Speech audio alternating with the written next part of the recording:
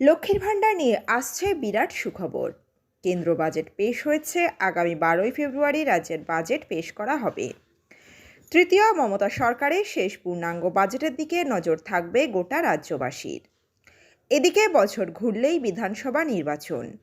এই পরিস্থিতিতে দাঁড়িয়ে এবারের বাজেট যে অত্যন্ত গুরুত্বপূর্ণ তা নিয়ে দ্বিমত নেই কারো। বাজেটে একাধিক সামাজিক প্রকল্পের পাশাপাশি লক্ষ্মীর ভাণ্ডারে বড় চমক থাকতে পারে বলে একাধিক রিপোর্টে দাবি করা হচ্ছে। এদিকে তার আগেই লক্ষ্মীর ভাণ্ডারে আরও সুখবর।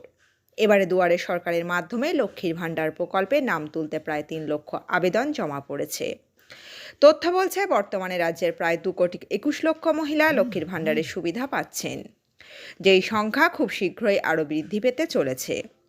কিছুদিনের মধ্যেই লক্ষ্মীর ভাণ্ডারের সুবিধাভোগীর সংখ্যা বাড়তে চলেছে।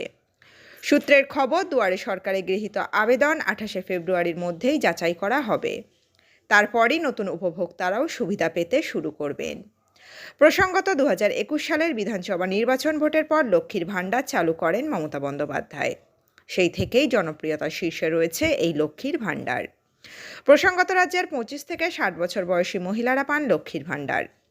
বর্তমানে এই প্রকল্পের আওতায় তপশিলি জাতি ও উপজাতি সম্প্রদায়ের মহিলারা মাসে 1200 এবং সাধারণ সম্প্রদায় অর্থাৎ জেনারেল ক্যাটাগরির মহিলারা 1000 টাকা করে পান।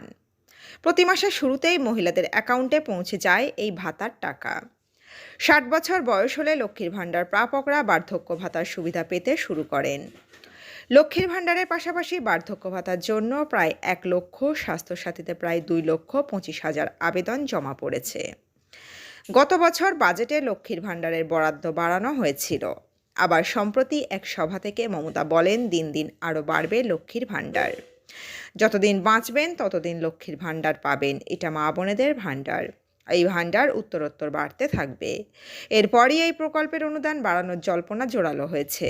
কান পাতলে শোনা যাচ্ছে লক্ষ্মীর ভাণ্ডারের অনুদান 1200 টাকা থেকে বাড়িয়ে 2000 টাকা করা হতে পারে। তবে সরকারের তরফে এই নিয়ে এখনও কিছু বলা হয়নি, কোনো ঘোষণাও করা হয়নি। তো বন্ধুরা, এই আপডেটে ছিল এতটুকুই। দ্রুত ফিরে আসছি এরকম নতুন আপডেট নিয়ে।